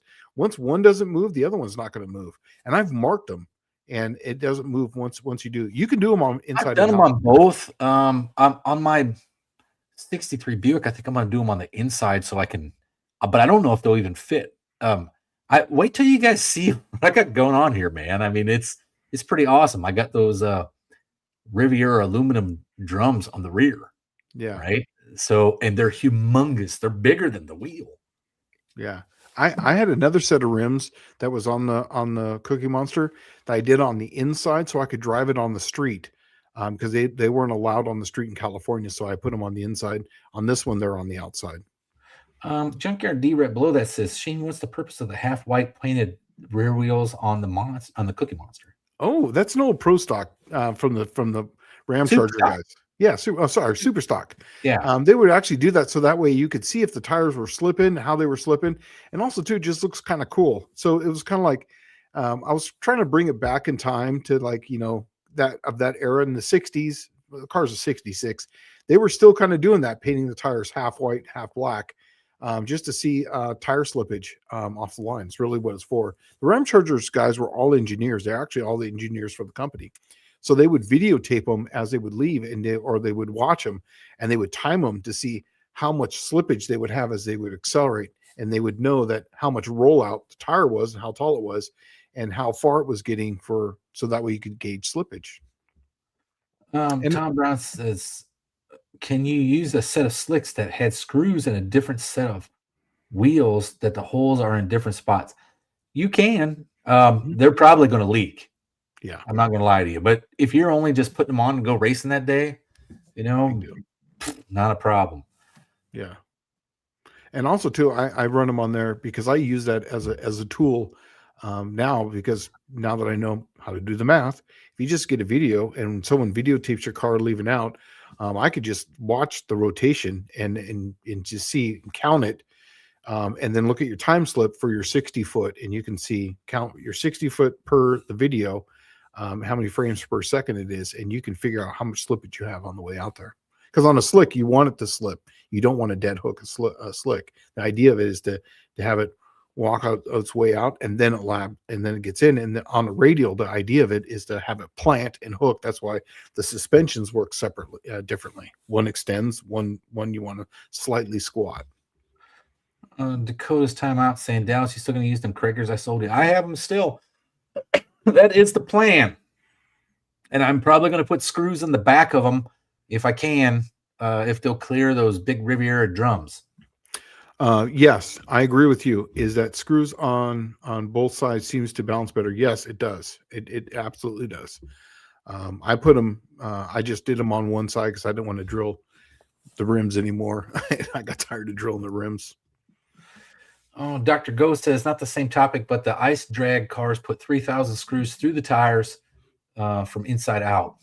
I just uploaded some Merrill ice drag shots, shorts from last weekend, going again Saturday. Dude, and I saw a video where did you see the Fiero with the LS4 in it? Yes. And it was stupid fast. Just getting it, yes. And for me, what really gets me off on those is when I watch the motorcycles, because I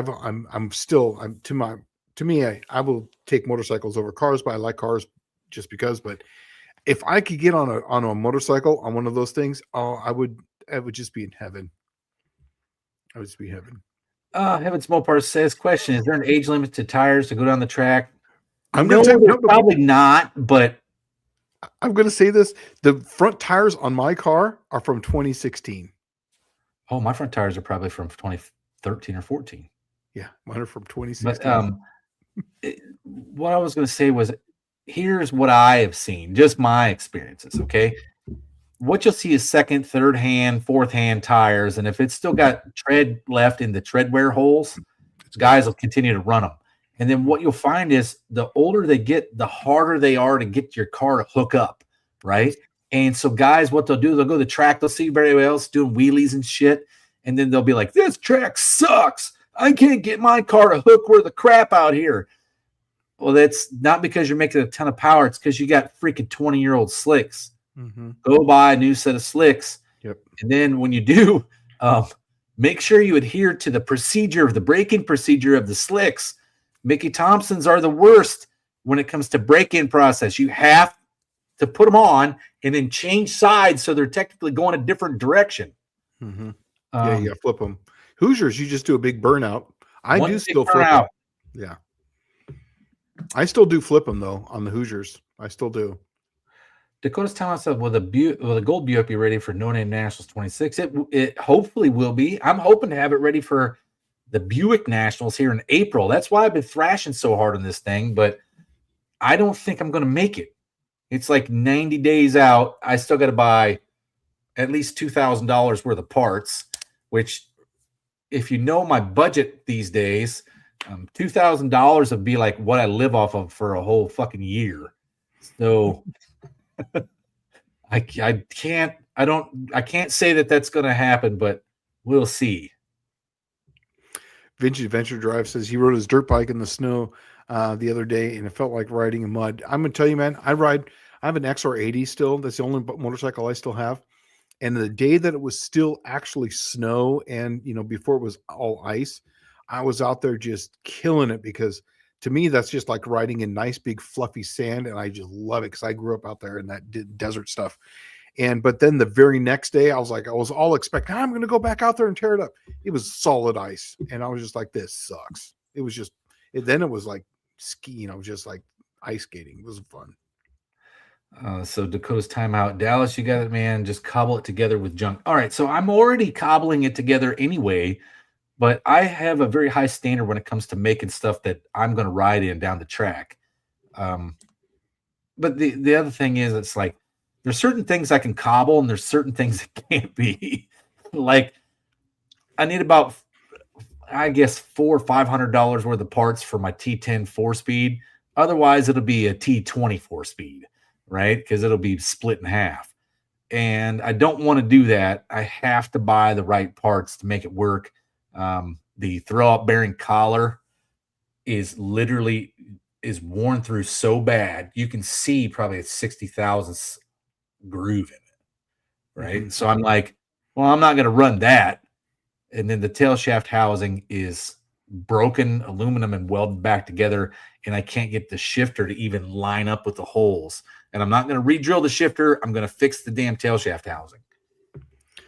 Levi's saying, pro tip for y'all, if you buy used slicks, you ain't got to worry about a no break in period. Actually, not true, man. I'm telling you, I've done this before. There's still, man, depending which way they went, whenever I put brand new slicks on that are even used ones, I'll still do a big burnout and I'll still flip them to get them to work better. And that seems to work. Oh, man, Dakota's saying $500 for 4-speed parts. Dude, just put a used $200 Turbo 350 or Turbo 400 in it. That defeats the purpose. That totally defeats the purpose of the car. We want to have fun. That's look, if you're trying to go rounds and trying to do stuff, do that. So you guys would be like, you'd be proud of me. It says 4-speed stuff is ridiculously expensive. Yes, it is. I own everything. I literally need some gaskets and the mid plate I'm going to change because it's cracked. And so it needs a new mid plate and a bearing, and then it needs that collar. And that's all it needs. I have all the stuff. I got $100 in a clutch. $100. And it was a race clutch that's never been used. It sat on a shelf for 20 years.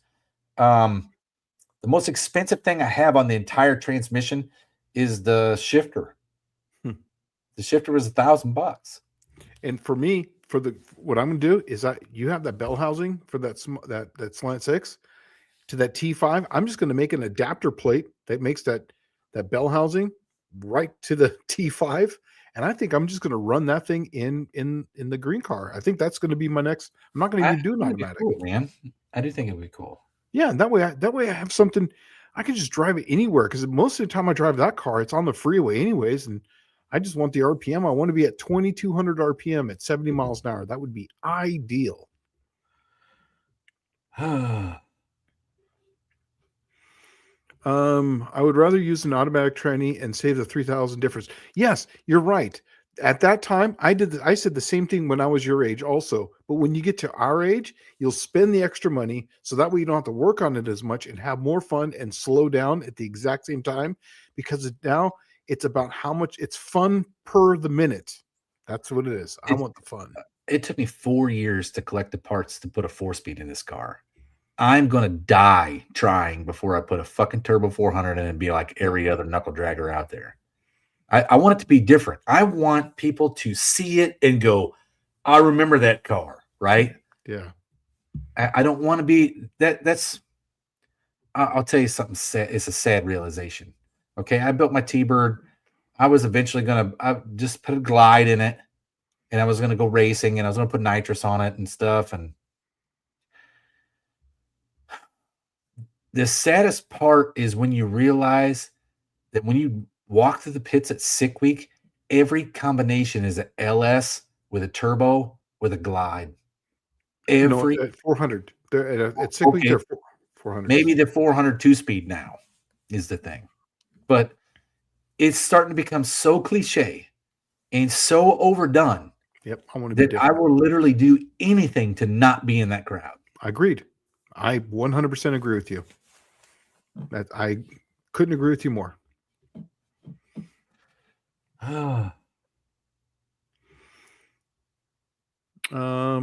So someone's asking you here.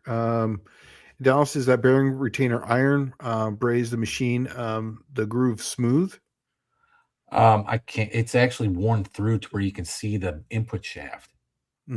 It's bad. Let's see. Fabrace Monitor Piece says, Dallas, that shifter looks good with the valve covers though. And then Michael Schmidt says, Dallas, how is the shifter $1,000 gold plated with a drink holder? No. All right. Okay. Let me school you guys on 4-speed stuff. Okay. I've been doing this long enough. Not that I'm racing it. I don't know jack shit about racing them. I haven't got to that part yet. But real Hurst stuff from the 1960s is fucking gold. Okay. There's no other way to put it. The stuff made today is Chinesium garbage, and everybody knows it. The shift linkages they look the same, but everybody who's ever used any Chinese steel knows Chinese steel has no strength, right? It has no carbon in it. And so the parts are stupid money. Now, I have foregone the factory clutch linkage stuff. I actually have an offset. Mine is what is it called? Mine is a Hurst shifter. It is a Competition Plus shifter with an offset. So all the rods are straight. They got threaded Heim joints in both ends and they're aluminum, instead of having the steel shift linkage. So it's 100% dialable. But it has all the parts and pieces are from 1960s Hurst. I think the only thing that's new Chinesium Hurst on it is the shifter handle. And that's because you can't find one that's not a piece of junk. But yeah, you guys will see. It'll be so different, so unique that you'll go, what in the fuck is that thing? You know, I'm with you. This is 100% correct. In 1967, Chrysler did some weird things with their crankshafts, and the pilot bearings were different in 1967, literally for everything, even slant sixes. The cranks were different. So yes, it might be different. Whether you can drill it out or not, I'm not sure it's big enough. I believe they were too small to be drilled out.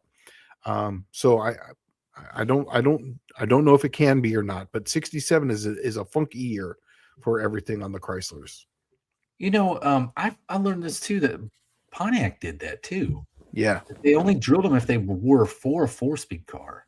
Yeah, but 67 is its own animal, like literally its own animal. Yeah, it's like especially on slant sixes, it's a whole funky end. You know, you can get some early converters to fit in there, but you know, it's a 67 deal. In fact, when I had Gilbert Slen's sled here, that actually had an early 67 converter in it. So when I changed when he got we changed the engine in there, I had to change the converter as well. I have his old crankshaft, his old converter downstairs because it's 67 only too. Huh. Well, so I like this. and Racer Ray's asking. Oh, go ahead.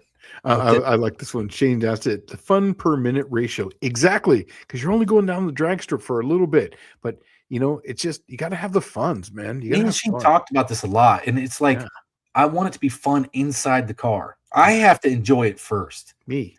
Yeah. Because that's what it's for. Right. And then once you realize, okay, there's an epiphany I had doing bracket racing. We showed up, there was 300 cars at this big deal shootout. Verona, let's see when I first got there, 2015, I think. Mm-hmm. Well, it was lined up all the way down.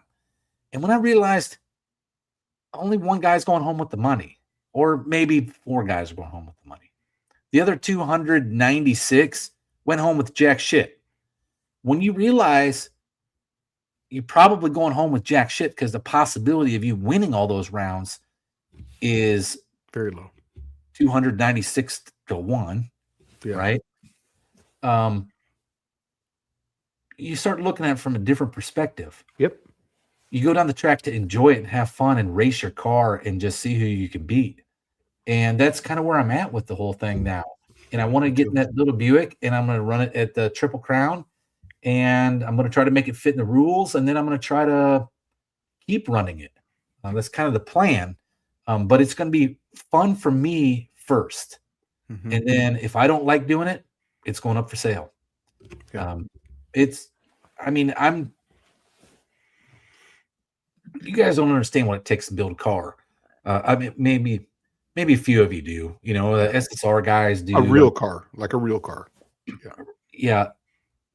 I am having to fabricate everything on this damn thing.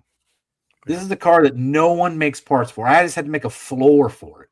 I had to make a transmission tunnel for it, a 4-speed hump for it. I had to make it manual steering. No one makes anything. I picked the wrong car. I did too. 66 start. They make nothing for it. The wrong car. If you're looking at it from racing perspective, all the numbers are right because the car is lightweight. It fits this engine, no problem. Everything else is wrong about it. Mm-hmm. And nobody makes a single repop part for it. I mean, I can get weather stripping, but that's about the extent of it. And so I'm having to make headers. I spent the whole day making one header tube. All right. And it sounds like it took way too long. And I'm telling you, if you have never fabricated crap, it's the most painful thing there is. Racer Ray asked the Dallas, is there a retainer used anywhere else? It's a T10 4-speed. It's a super T10, but it's essentially the same bearing retainer from T10 all the way up. The problem is I can buy a cheapy new one for just a replacement T10 one for like $80. Okay. I don't want to run a cheapy off the shelf piece. It's already worn through. And plus I'm running a hydraulic throw-up bearing on it because I'm running a hydraulic clutch because the $600 worth of linkage was not an option for me anymore.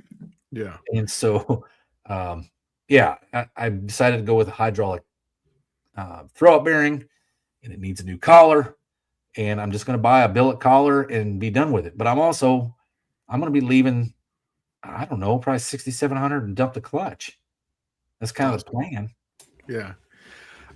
So on that crankshaft, I was just thinking, I think there's a company that does make, they make an adapter bushing for if you're going to run a stick shift. I'm pretty sure they do. Even not, it's just a bronze bushing that you can put in there. But someone's got to make something for just look around because they have to have it nowadays.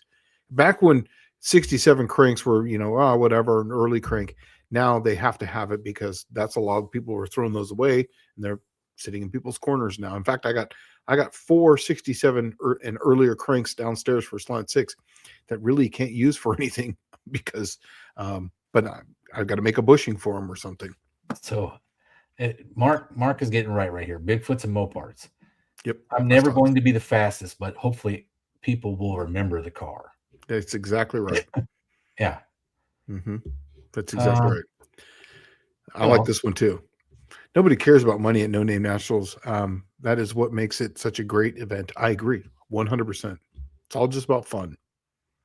And this year, I'm going to have a car that I can actually drive to Lambert's and come back. That's my thing. Is I'm going to make sure I can drive it to Lambert's and back, because the car that I'm bringing is the exact one I'm leaving to go to 666 with in 2 days. So that's going to be kind of like it's a little test, like it's a little shakedown thing before I go off on 1,000-mile drive with the car.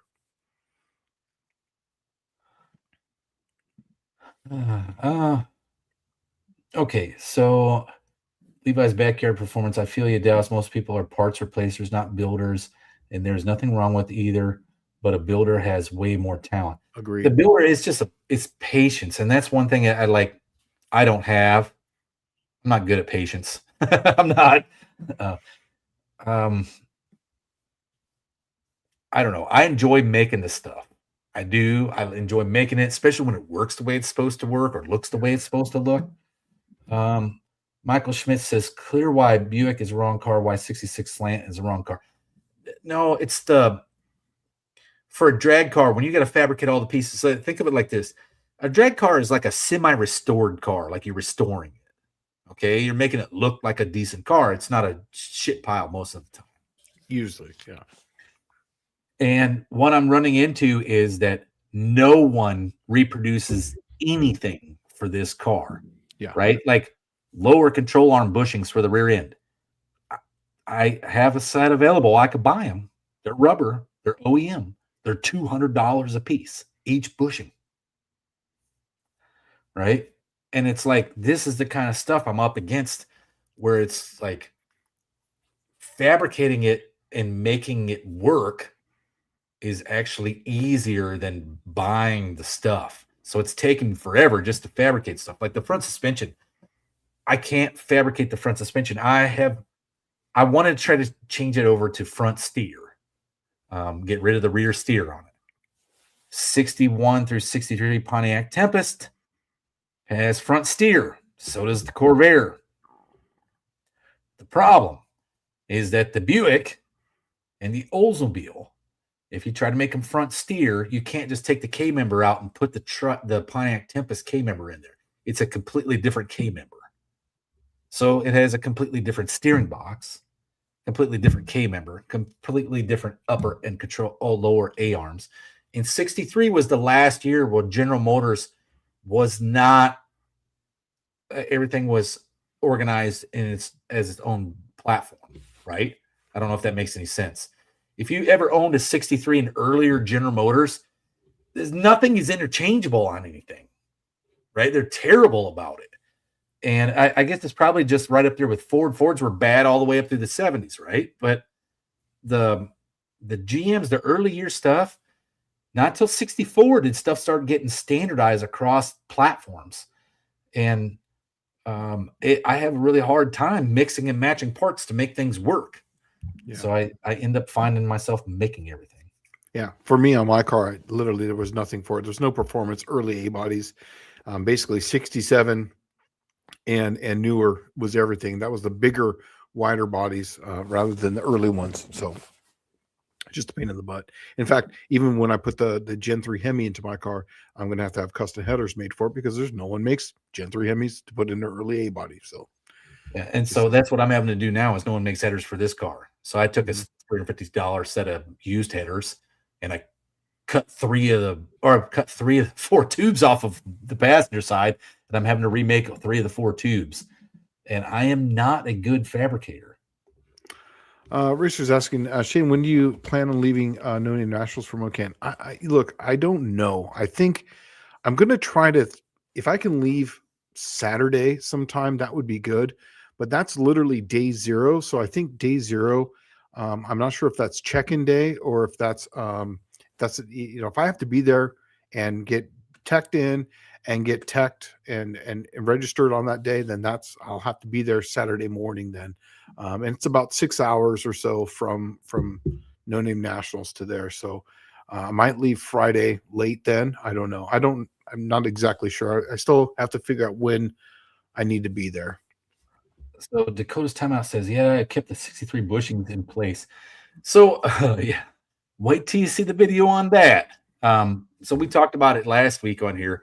I was going to buy bowling ball urethane, the resin that they use to make bowling balls out of, and I'm going to get the rubber out of there, and I'm just going to put the bushing in the middle and pour the urethane, bowling ball urethane inside of it. Good. Yeah, I think that's going to be fine. Oh, it looks like he's saying that he's going to be stop by there on Sunday. I think that's day one, I believe, but I will be there. Yeah, so I'm in it. My company's putting it on, so we're having a whole bunch of cars go. I believe the Tesla's going, and I think we're going to have 3 or 4 different people who work for the company racing in it. So I'll definitely be one of them. You know, we're getting down. We've only got a few more minutes here, man. We're this 2 hours went by fast. Yeah, I know.